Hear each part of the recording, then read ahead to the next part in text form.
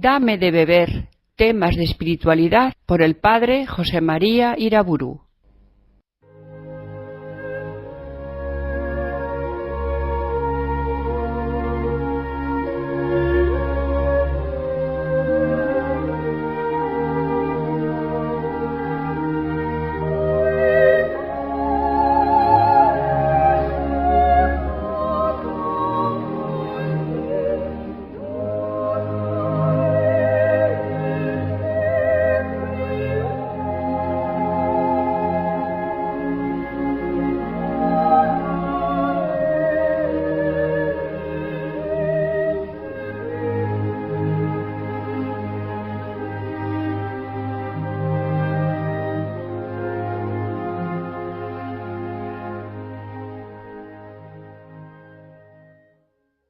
En el nombre del Padre, del Hijo y del Espíritu Santo. Señor, ábreme los labios, y mi boca proclamará la doctrina católica de la Iglesia. En la anterior conferencia recordaba aquel texto precioso de San Lucas en el capítulo 2 de los Hechos de los Apóstoles. Los que habían creído perseveraban en escuchar la enseñanza de los apóstoles, en la unión fraterna, la coinonía, en la fracción del pan y en las oraciones. Comenté las dos primeras notas fundamentales de la Iglesia: ser una comunión en torno a la enseñanza de los apóstoles y a su guía pastoral, y ser una comunidad fraterna. Quiero seguir mi comentario mostrando a la Iglesia como la Iglesia de los sacramentos, la Iglesia del culto, de la liturgia. Los que habían creído perseveraban en la fracción del pan, esto es, el nombre antiguo de la Eucaristía, formaban una comunidad eucarística y perseveraban en las oraciones. En otras conferencias hablo más largamente de la vida litúrgica en la espiritualidad cristiana. Aquí solamente diré aquello que el Concilio Vaticano II enseña en la Sacrosanctum Concilium número 10, que la liturgia es la cumbre a la que tiende la actividad de la Iglesia y al mismo tiempo la fuente de donde emana toda su fuerza. Una afirmación semejante se encuentra en el mismo documento, en el número 14. La liturgia es la fuente primaria y necesaria en la que han de beber los fieles el espíritu verdaderamente cristiano. Por otra parte, la fe nos muestra claramente que toda la vida litúrgica tiene su centro en la Eucaristía, el memorial de la pasión y de la resurrección de Cristo. Es la Eucaristía la que hace la Iglesia, y es la Iglesia la que hace la Eucaristía. Por tanto, no hay vida cristiana sin vida eclesial, no hay vida eclesial sin vida eucarística. La Iglesia siempre ha comprendido que su centro vivificante está en la Eucaristía, que hace presente a Cristo continuamente en el sacrificio pascual de la redención. En la Santa Misa, el mismo autor de la gracia se manifiesta y se da a los fieles en forma de palabra, en forma de pan, santificándoles y comunicándoles su espíritu. Por eso el Vaticano II afirma en la Lumen Gentium 11 y en varios otros lugares que la Eucaristía es fuente y cumbre de toda la vida cristiana. Ella es, como decía Pablo VI en la Mysterium Fidei, el corazón de la vida de la Iglesia. Así es, como la sangre fluye a todo el cuerpo desde el corazón, así del corazón de Cristo en la Eucaristía fluye la gracia a todos los miembros de su cuerpo. Y todos los demás sacramentos, el bautismo, la confirmación, el perdón de los pecados, la unión del matrimonio, el orden sacerdotal, la confortación última de la unción de los enfermos. Todos los sacramentos proceden de la Eucaristía, son aplicaciones de la virtualidad santificante de la pasión de Cristo, que nos ayuda a morir al hombre viejo, y de la resurrección de Cristo, que nos da fuerzas para ir creciendo en el hombre nuevo. De Sergio Rachmaninov escuchamos Vísperas de la liturgia ortodoxa rusa.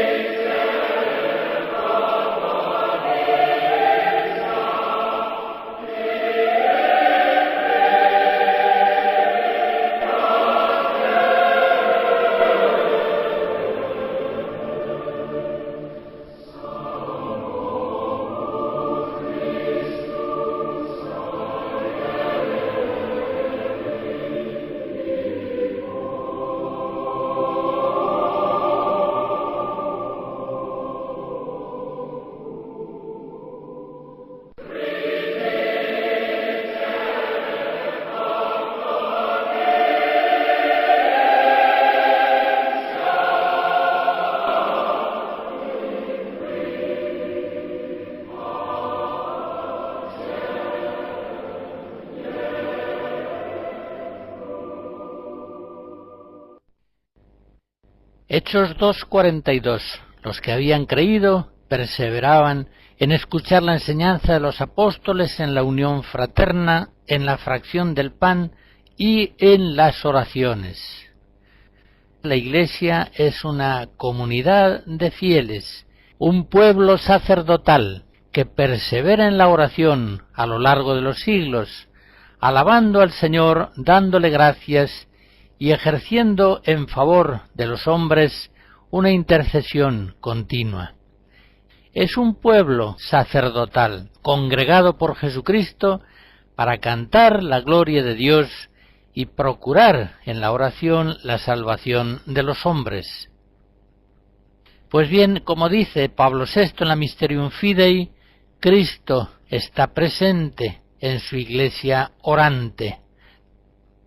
Ya lo había dicho también el Concilio Vaticano II en la Sacrosanctum Concilium 7, donde se describen las modalidades fundamentales de la presencia de Cristo en la Iglesia.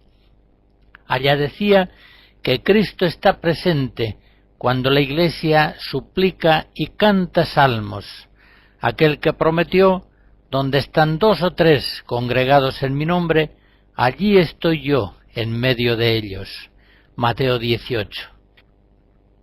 La presencia de Cristo en el pueblo cristiano, que en la oración litúrgica, por obra del Espíritu Santo, levanta su corazón al Padre, es una presencia real. Es Él quien desde el Padre nos comunica el Espíritu Santo, que habita en la Iglesia y en el corazón de los fieles como en un templo, y en ellos ora. Así lo dice Lumen Gentium 4. Toda la liturgia es oración, la Eucaristía, los sacramentos, las bendiciones, los sacramentales, pero muy especialmente hemos de tener la liturgia de las horas como la oración de Cristo con su cuerpo al Padre. Sacrosanctum Concilium 84. En la ordenación general de la liturgia de las horas se nos enseña que ella es la oración continua de la Iglesia. La liturgia de las horas es la oración del mismo Cristo, que nos comunica así su espíritu de oración, para que ore en nosotros con palabras inefables, las palabras de la oración litúrgica. Las horas, las oraciones del oficio divino consagran el curso del tiempo y así vienen a extender la Eucaristía a todas las horas del día. Y de este modo, glorificando a Dios, santifican a los hombres, pues les mantienen en la continua alabanza y súplica, y al mismo tiempo les impulsan al apostolado. Las horas litúrgicas, como sabemos, están formadas por salmos, himnos, lecturas, antífonas, responsorios que se unen entre sí armoniosamente y que forman una catequesis implícita permanente para aquellos que las oran. Lex orandi, lex credendi. De este modo la Iglesia educa diariamente a los fieles a través de la liturgia de las horas, como lo hacen la Eucaristía y los demás sacramentos, para que centren siempre su atención espiritual en el Señor, en la Virgen María, en los ángeles y los santos, en las necesidades de la Iglesia y del mundo, en la esperanza de la vida eterna. La Iglesia, por otra parte, sabe bien y enseña que la liturgia de las horas es la oración propia de todo el pueblo de Dios, no sólo de sacerdotes, monjes y religiosos, sino también de los laicos. Por eso, en el número 100 de la Sacrosanctum Concilium, dice el Vaticano II: procuren los pastores de almas que las horas principales, especialmente las vísperas, se celebren comunitariamente en la Iglesia los domingos y fiestas más solemnes. Y aún dice más el concilio en ese mismo número: se recomienda también que los laicos recen el oficio divino, o con los sacerdotes, o reunidos entre sí, e incluso en particular. Todo el pueblo cristiano está llamado a orar con Cristo en la Iglesia esa oración maravillosa que es la liturgia de las horas.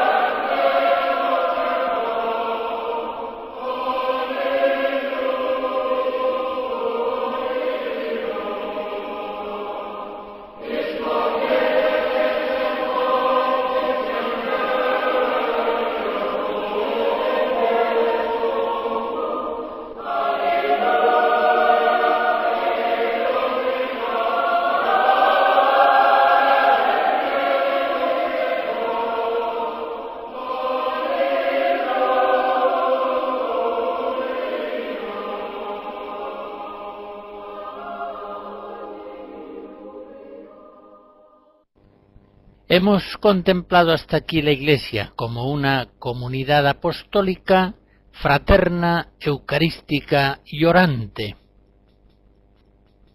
Congregada así, por un mismo espíritu, en una misma fe y una misma caridad, la Iglesia refleja la unidad eterna de las tres personas divinas, y de ellas recibe la fuerza de la caridad divina para permanecer en la unidad. La Iglesia santa y apostólica es una. Esa unión de la Iglesia era objeto de frecuentes exhortaciones por parte de los apóstoles. En Éfesos 4 escribe el apóstol: solo hay un cuerpo y un espíritu, como también hay una sola esperanza, la de vuestra vocación. Solo un Señor, solo una fe, un bautismo, un Dios y Padre de todos, que está sobre todos, por todos y en todos. Igualmente el apóstol San Pablo afirma y encarece la unidad de la Iglesia en aquel texto sobre el cuerpo místico de Jesucristo que encontramos en 1 Corintios 12. Hay diversidad de dones, pero uno mismo es el Espíritu. Hay diversidad de ministerios, pero uno mismo es el Señor. Hay diversidad de operaciones, pero uno mismo es Dios, que obra todas las cosas en todos. y a cada uno se le otorga la manifestación del Espíritu para el bien común. Y así como siendo el cuerpo uno tiene muchos miembros, y todos los miembros del cuerpo, con ser muchos, forman un cuerpo único, así es también Cristo. También todos nosotros hemos sido bautizados en un solo espíritu para constituir un solo cuerpo. Y todos nosotros, ya judíos, ya gentiles, ya siervos, ya libres, todos hemos bebido del mismo espíritu. Los cristianos, en efecto, estamos llamados a vivir en la unidad de la Santa Madre Iglesia católica, apostólica y romana. Pero siempre en las comunidades cristianas, mientras haya hombres carnales, que siempre los habrá, se darán tendencias a la separación en el pensamiento y en la acción. San Pablo en 1 Corintios 3, cuando describe a los cristianos carnales, dice: si hay entre vosotros envidia y discordias, ¿no prueba esto que sois carnales y que vivís a lo humano? Cuando uno dice yo soy de Pablo y otro yo de Apolo, ¿no estáis procediendo a lo humano? Pues, ¿qué es Apolo y qué es Pablo? Ni el que planta es algo, ni el que riega, sino Dios, que es quien da el crecimiento. La herejía y el cisma estarán siempre al acecho, instigados por el diablo para romper la unidad de la Iglesia, para quebrantar la comunión eclesial. Santo Tomás dice en la Suma que la herejía de suyo se opone a la fe, mientras que el cisma se opone a la unidad eclesial de la caridad. Dice con esto el santo doctor común que la herejía rompe la unidad de la fe y el cisma rompe la unidad de la caridad. También es cierto que la herejía y el cisma suelen ir juntos. La herejía suele conducir al cisma y el cisma suele llevar a la herejía. Y es que la verdadera fe católica ha de guardarse en el templo de la caridad eclesial, que es uno solo.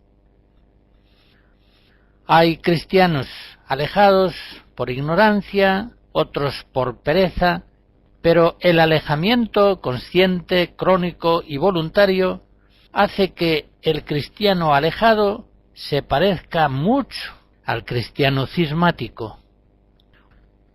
Un eclesiólogo moderno escribe en referencia a estos cristianos alejados que en ellos se da una negativa a actuar como parte de la Iglesia, sean los que sean los motivos que conduzcan a tal negativa. Las razones pueden ser diversas, de orden afectivo o de orden intelectual.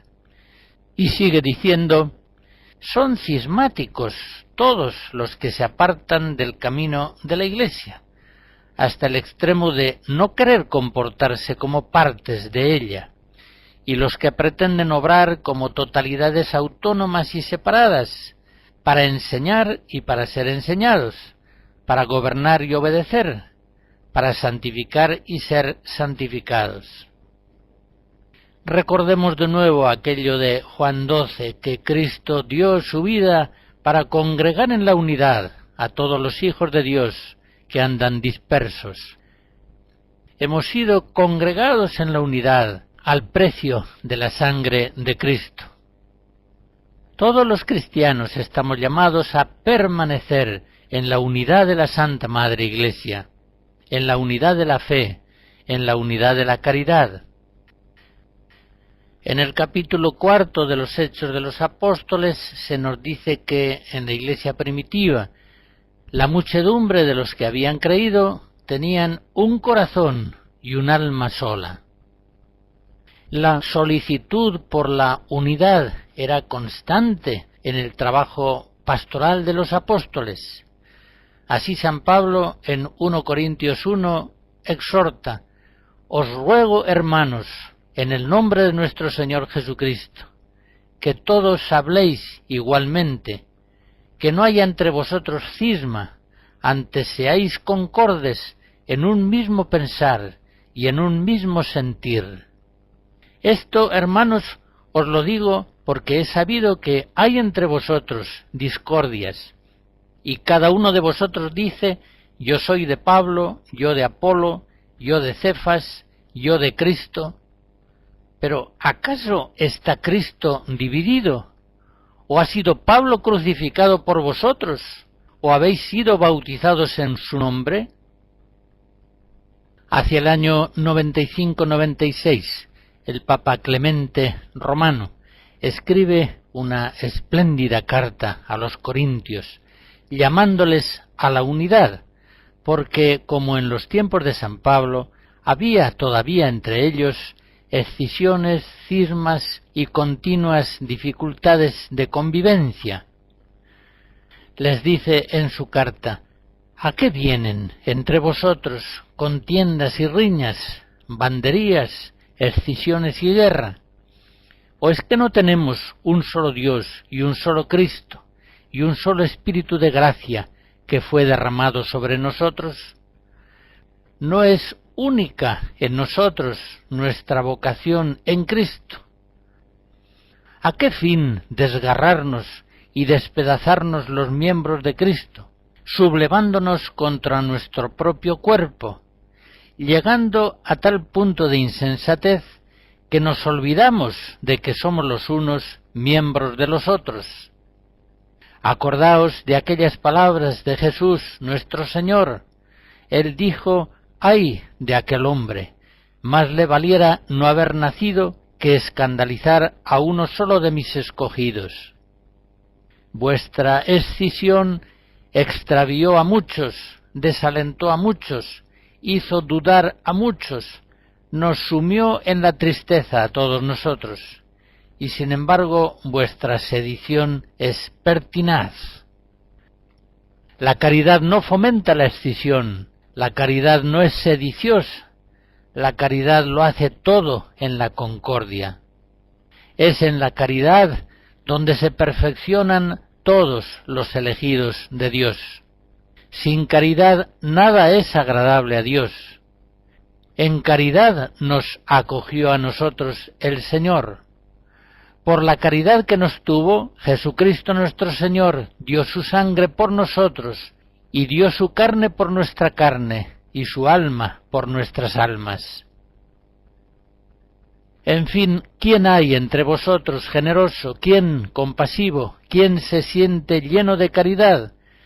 Pues bien, que diga: si por mi causa vino la sedición, contienda y escisiones, yo me retiro y me voy a donde queráis, y estoy pronto a cumplir lo que la comunidad ordenare, a condición solamente de que el rebaño de Cristo se mantenga en paz con sus presbíteros establecidos.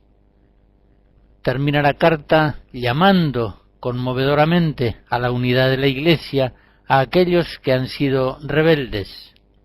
Vosotros, los que fuisteis causa de la sedición, someteos a vuestros presbíteros y corregíos por la penitencia, doblando las rodillas de vuestro corazón. Aprended a someteros, deponiendo la arrogancia jactanciosa y altanera de vuestra lengua, pues más vale para vosotros encontraros en el rebaño de Cristo, pequeños y elegidos, que no por excesiva estimación de vosotros mismos ser excluidos de su esperanza. En todos los documentos antiguos de la Iglesia se capta esa pasión por mantener la unidad de la Iglesia en una misma fe y en una misma caridad eclesial. Si la herejía y el cisma rompen la unidad de la Iglesia, rompen la unidad de su pensamiento y de su unidad de caridad, es la ortodoxia, la fidelidad a la doctrina de la Iglesia, y la ortopraxis, la fidelidad a la disciplina eclesial, lo que mantiene a todos los discípulos de Jesucristo congregados en un solo cuerpo, en la Iglesia una, santa, católica y apostólica.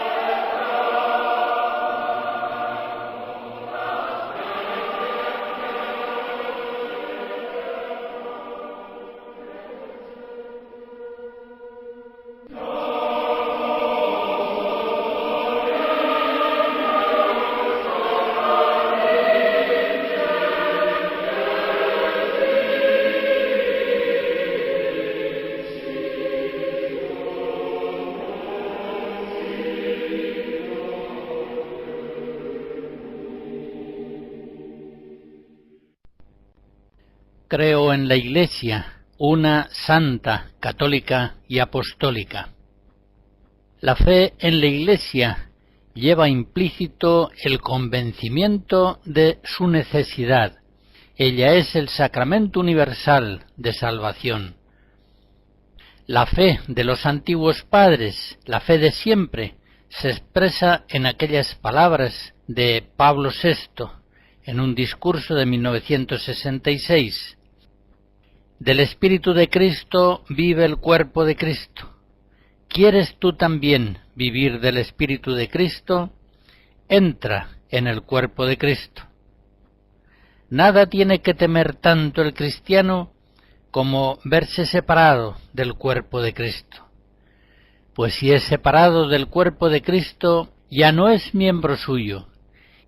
Y si no es su miembro, no está ya alimentado por su espíritu. En este sentido, la acción apostólica nace de esta fe en la Iglesia. Y si esa fe en la necesidad de la Iglesia decae, cesa o disminuye el apostolado. El apóstol evangeliza para asociar a otros hombres al gozo inmenso de la comunión de los santos. Lo expresa muy bien el apóstol San Juan al comienzo de su primera carta. Lo que hemos visto y oído os lo anunciamos a vosotros, a fin de que viváis también en comunión con nosotros. Y esta comunión nuestra es con el Padre y con su Hijo Jesucristo. Os escribimos esto para que sea completo vuestro gozo. Hay en las Confesiones de San Agustín una anécdota que da mucha luz sobre la necesidad de la Iglesia para que pueda haber vida cristiana. Cuenta San Agustín en las Confesiones que Simpliciano, para exhortarme a la humildad de Cristo, escondida a los sabios y revelada a los pequeños, me recordó el caso de Victorino, un anciano doctísimo, maestro de muchos nobles senadores, que en premio de su preclaro magisterio había merecido y obtenido una estatua en el Foro Romano, cosa que los ciudadanos de este mundo tienen por algo máximo. Era también venerador hasta aquella edad de los ídolos y partícipe de los sagrados sacrilegios a los que se inclinaba entonces casi toda la hinchada nobleza romana. Pues bien, este notable personaje comenzó a sentirse atraído por el cristianismo. Al decir de Simpliciano, sigue narrando San Agustín, leía Victorino la Sagrada Escritura y estudiaba con sumo interés todos los escritos cristianos.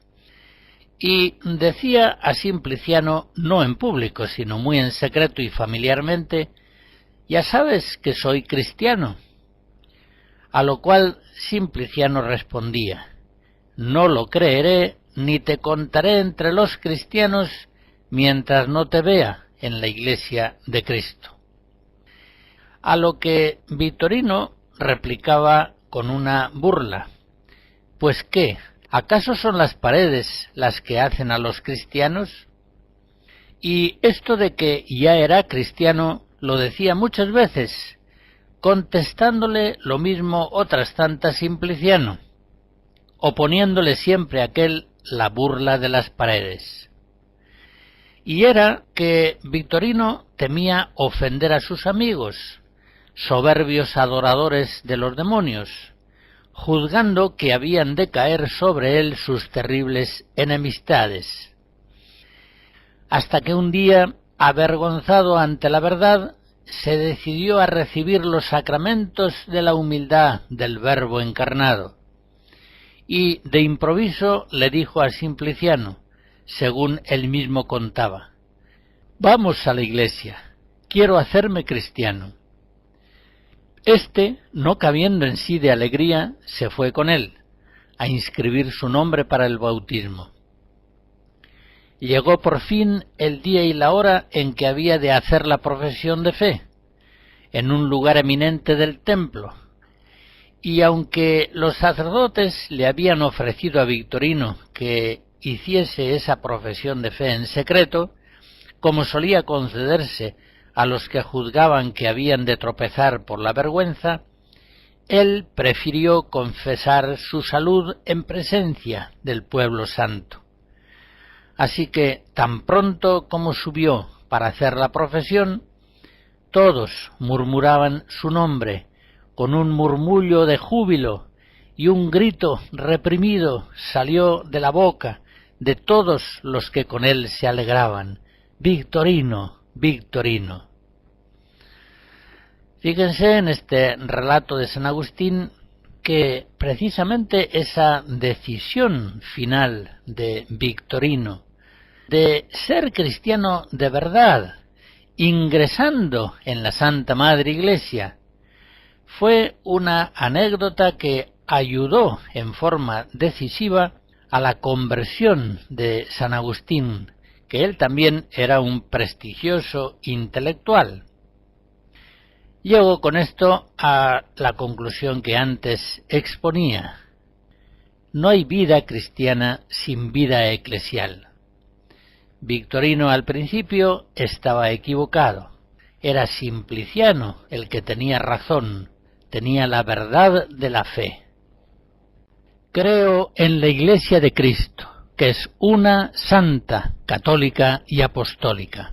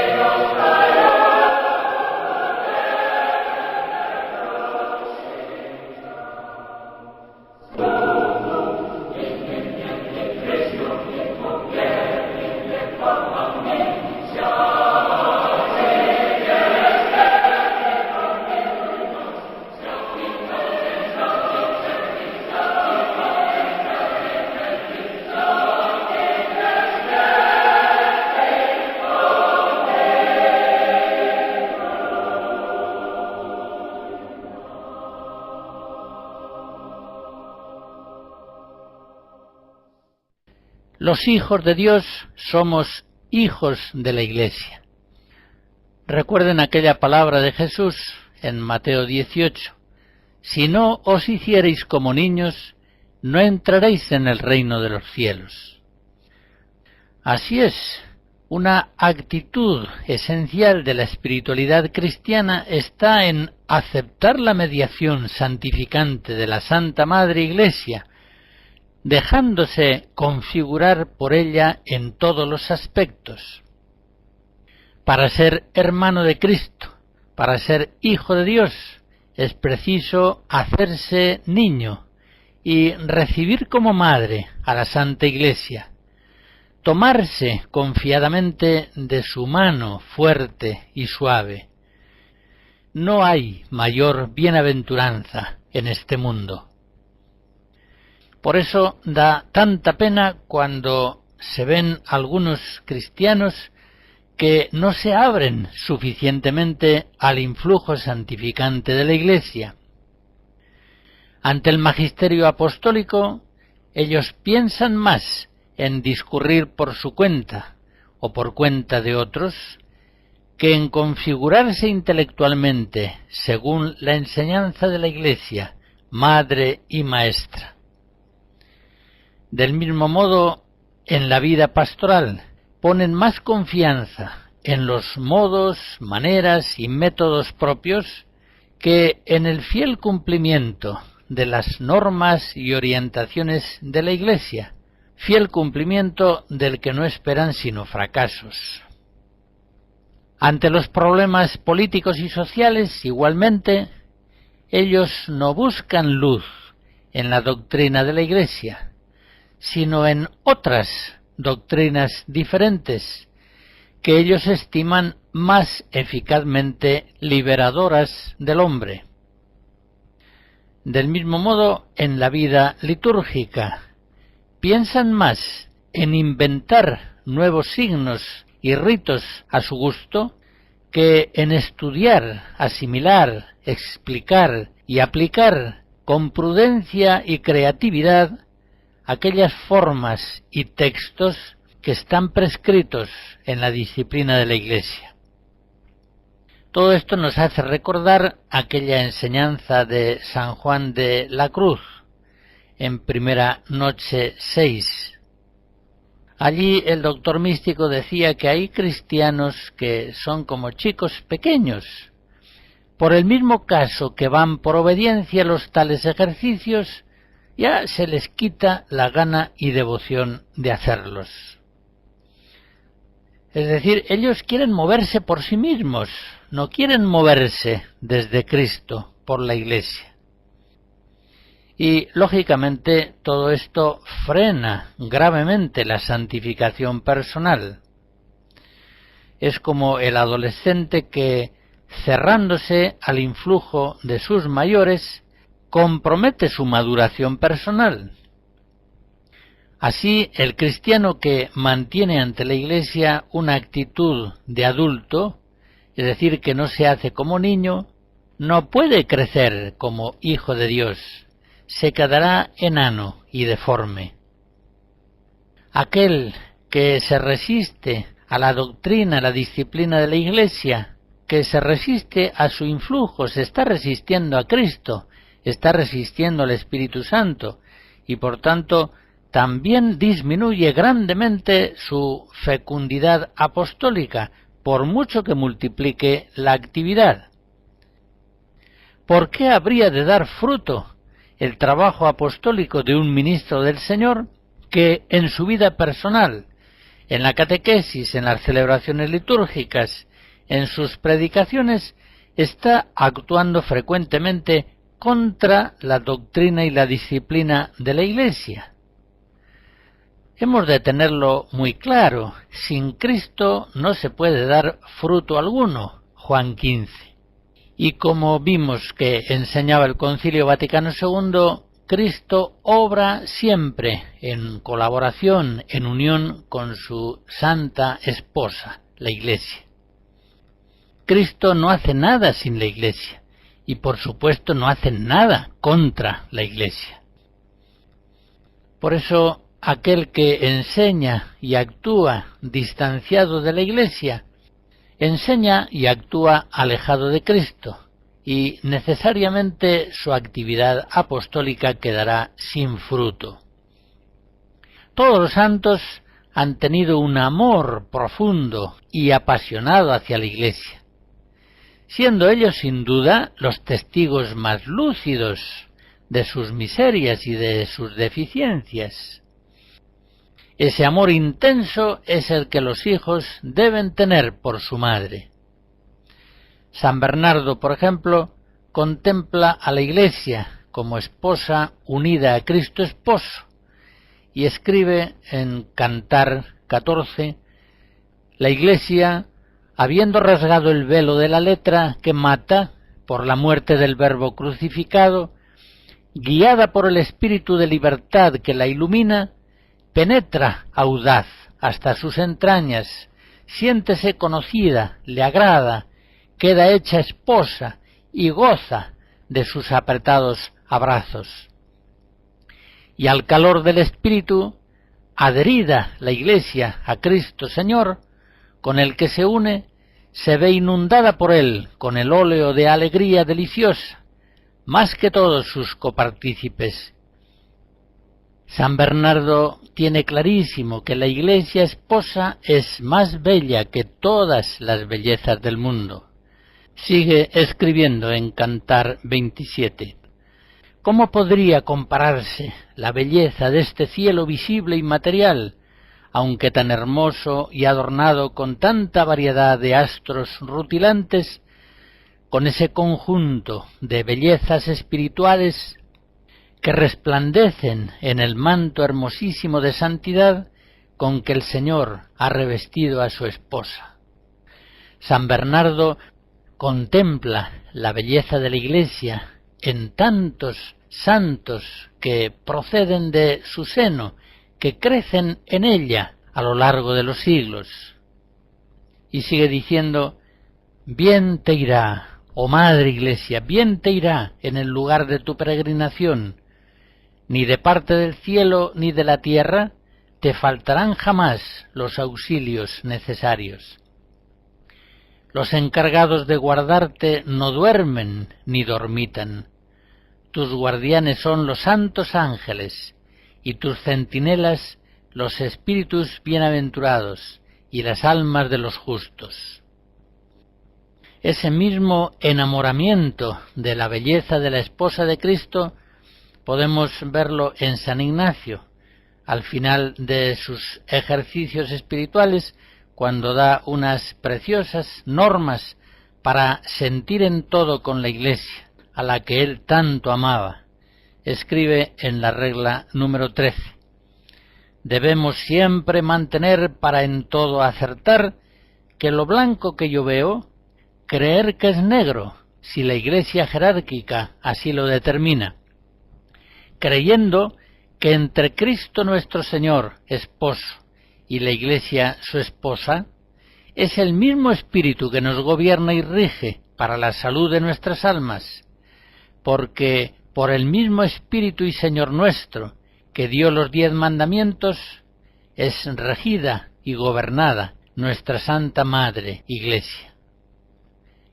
Es el mismo amor enamorado a la Iglesia que encontramos en Santa Teresa de Jesús.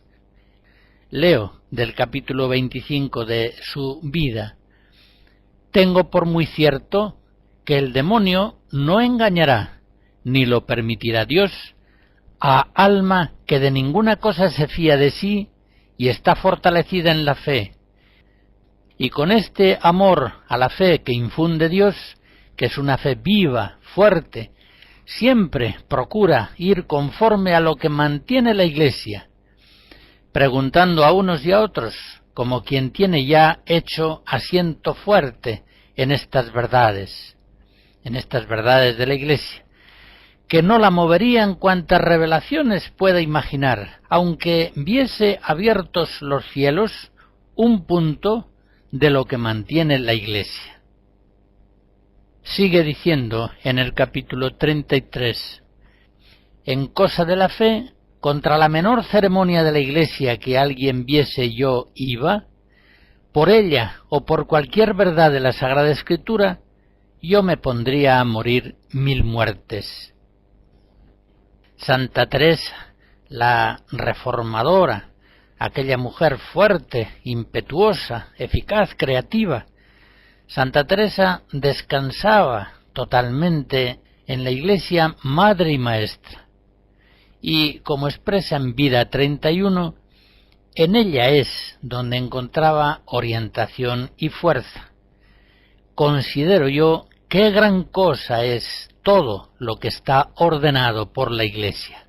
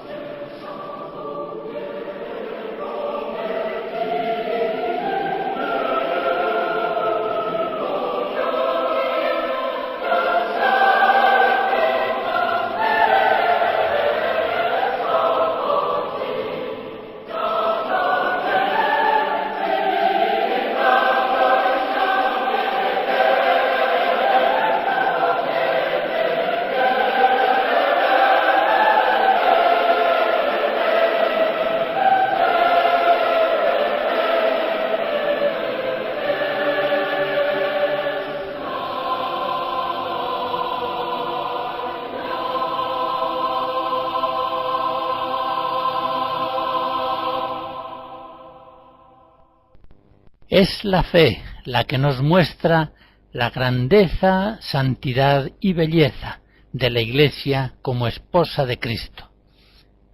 En el Catecismo, en el número 783 y siguientes, se muestra la Iglesia como un pueblo sacerdotal, profético y real. En efecto, Jesucristo es aquel a quien el Padre ha ungido con el Espíritu Santo y lo ha constituido sacerdote, profeta y rey. Y todo el pueblo de Dios participa de estas tres funciones de Cristo. La Iglesia en Cristo es pueblo sacerdotal. Por tanto, tiene por misión la glorificación de Dios y la salvación de los hombres. Al entrar en el pueblo de Dios por la fe y el bautismo, se participa en la vocación única de este pueblo, en su vocación sacerdotal. Como enseña el Vaticano II, Cristo el Señor, pontífice tomado de entre los hombres, ha hecho del nuevo pueblo un reino de sacerdotes para Dios, su Padre. La Iglesia sigue enseñando el Catecismo, esta vez en el número 785, es pueblo profético. El pueblo santo de Dios participa también del carácter profético de Cristo. Lo es sobre todo por el sentido sobrenatural de la fe, que es el de todo el pueblo, laicos y jerarquía, cuando se adhiere indefectiblemente a la fe transmitida a los santos de una vez para siempre, y cuando profundiza en su comprensión y se hace testigo de Cristo en medio de este mundo. Todos los cristianos, efectivamente, como enseña el Catecismo, estamos llamados a dar testimonio de Cristo, a evangelizar a nuestros hermanos. Y en tercer lugar, como enseña el Catecismo en el número 786, el pueblo de Dios participa en la función regia de Cristo. Ejerce Cristo su realeza, atrayendo así a todos los hombres por su muerte y su resurrección. Cristo, Rey y Señor del universo, se hizo el servidor de todos. Él no vino a ser servido, sino a servir y dar su vida en rescate por muchos. Para el cristiano, por eso, servir a Cristo es reinar.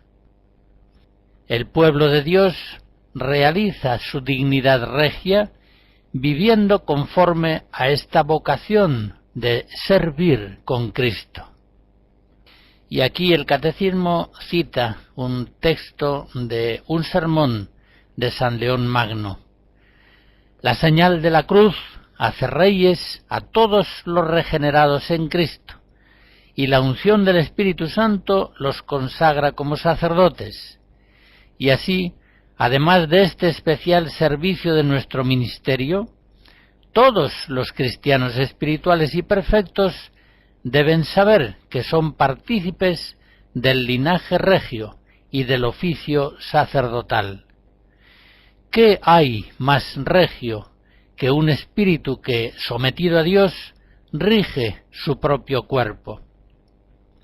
¿Y qué hay más sacerdotal que ofrecer a Dios una conciencia pura y las víctimas inmaculadas de nuestra piedad en el altar del corazón? En el tiempo presente, la Iglesia, la esposa de Cristo, no muestra a los hombres toda la realidad de su belleza, en parte porque ésta se manifiesta manchada por el pecado de los que somos sus miembros, pero en parte también porque la Iglesia es como una casa en construcción, rodeada de andamios, cuerdas, sacos, suciedad, desorden, pero es una casa que mostrará toda su belleza una vez que esté terminada. La Iglesia será terminada al fin de los tiempos. Así la contemplamos en Apocalipsis 21. Vi un cielo nuevo y una tierra nueva, y vi la ciudad santa, la nueva Jerusalén, que descendía del cielo del lado de Dios, ataviada como una esposa que se engalana para su esposo. Oí entonces una voz grande que del trono decía: He aquí el templo de Dios entre los hombres, y erigirá su tabernáculo entre ellos, y ellos serán su pueblo, y el mismo Dios será con ellos. La bendición de Dios Todopoderoso, Padre, Hijo y Espíritu Santo, descienda sobre ustedes y les guarde siempre. Amén.